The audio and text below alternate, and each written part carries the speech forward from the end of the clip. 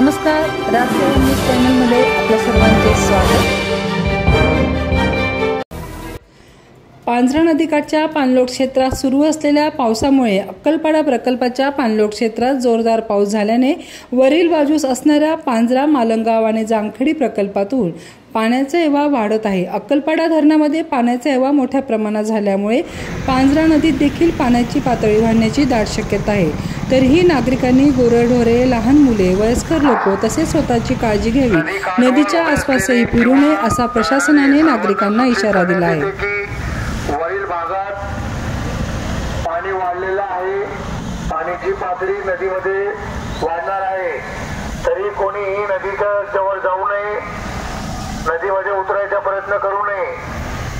सुरक्षेच्या दृष्टीने आवाहन करण्यात येत आहे की नदीजवळ कोणीही जाऊ नये।